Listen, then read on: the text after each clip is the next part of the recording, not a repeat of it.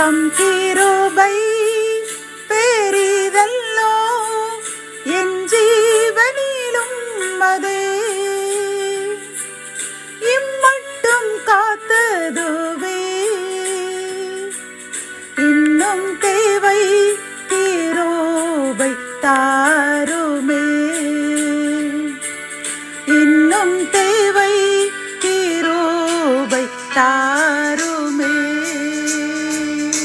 கர்த்தரும் இரட்சகருமாகிய இயேசு கிறிஸ்துவின் ஈடு இணையற்ற நாமத்தில் சேனைகளின் கர்த்தர் ஊழியத்தின் மூலம் 2/9/2024 இந்த நாள் உங்களுக்கும் உங்கள் சந்ததிக்கும் மகிழ்ச்சியான நாளாக அமையப் போகிறது என்று மனதார வாழ்த்துகின்றேன்.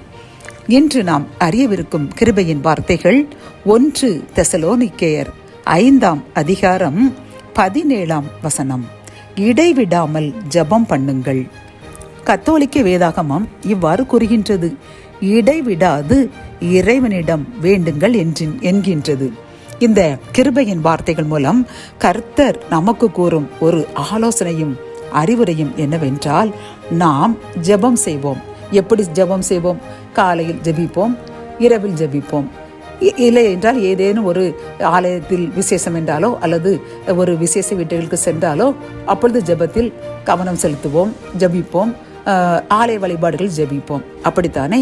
ஆனால் வீடுகளில் சில பேர் காலையில் மாலையில் ஜெபிப்பார்கள், இரவில் படுக்க போவதற்கு முன்பு குடும்ப ஜெபம் என்று ஜெபிப்பார்கள். ஆனால் மற்ற சமயங்களில் நாம் ஜெபித்து கொண்டிருக்கின்றோமா? யோசித்து பார்ப்போம். ஆனால் ஏதேனும் ஒரு கவலை என்று வைத்துக்கொள்வோம். நாம் என்ன செய்வோம்? விடிந்ததிலிருந்து படுக்கைக்கு செல்லும் வரை அந்த கவலையை நினைத்து கொண்டே இருப்போம். அப்படி நடந்தால் நல்லா இருக்குமே, இப்படி நடந்தால் நன்றா இருக்குமே என்று அந்த கவலையை நினைத்து கொண்டே இருப்போம், அப்படித்தானே? இப்படி கவலையையே நினைத்து கொண்டிருக்கின்ற நம்மால் ஜெபத்தில் இடைவிடாமல் ஜெபிக்க முடிகிறதா? யோசித்து பாருங்கள். இதைத்தான் பவுல் கூறுகின்றார், இடைவிடாமல் ஜெபம் பண்ணுங்கள் என்று. நாம் இன்றிலிருந்து ஒரு முடிவு எடுக்க வேண்டும். எடுத்துக்காட்டாக ஒரு தொடர் ஓட்டம் நடைபெறுகின்றது வைத்துக் கொள்வோமே. அதில் தொடர்ந்து மாறி மாறி அந்த ரிலே பட்டனை கொடுத்து மாறிக்கொண்டே இருப்பார்கள். அதில் ஒரு சின்ன தொய்வு, ஒரு சிறு நிமிடம், ஒரு மனிதர், அதாவது 4 பேர் ஓடுகிறார்கள் என்றால் ஒரு 2வது வருகிடம் வருகின்றாரோ யாரோ ஒரு இடைவெளி விட்டு விட்டார்கள் என்றால் அவர்கள் தோற்று விடுவார்கள்.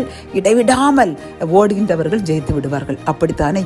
இதை போன்றுதான் பிரியமானவர்களே, நம் வாழ்க்கையிலும் கவலையே நினைத்து கொண்டிருக்கின்ற நாம் அதை விட்டு இறைவனையே நினைத்து கொண்டு அந்த கவலையில் இறைவாமுக்கு நன்றி நன்றி என்று அவரே நினைத்து அவரே ஜெபித்து கொண்டு நாம் இருந்தோம் என்றால் அந்த கவலையை என் தேவன் உடனடியாக மாற்றி, எப்படி ரிலேயில், அதாவது தொடர் ஓட்டத்தில் நமக்கு முதல் பரிசு கிடைக்கின்றதோ அதை போன்று நாம் இறைவனே நினைத்து தீனாமல் ஓடிக்கொண்டே இருந்தோம் என்றால் நிச்சயமாக நம்முடைய வாழ்க்கை போராட்டத்தில் முழுமையாக வெற்றி பெற்று நாமே சகல ஜனங்களை பார்க்கிலும் ஒரு ஆசீர்வதிக்கப்பட்ட சந்ததியாக நாமும் நம் சந்ததியும் வாழலாம் என்று கர்த்தர் இன்று நமக்கு ஆலோசனையாக கூறுகின்றார்.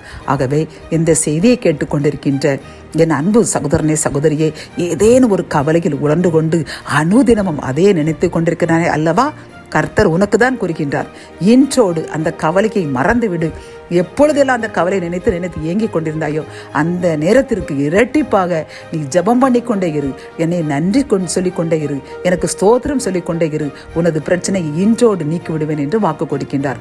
ஆகவே இன்றிலிருந்து பிரச்சனையை விட்டு விடுவோம், இடைவிடாமல் ஜெபிப்போம், கர்த்தருடைய ஆசீர்வாதத்தை அளவில்லாமல் பெற்று விரும்பிய காரியத்தில் இன்றே இரட்டிப்பான நன்மையை பெறுவோம்.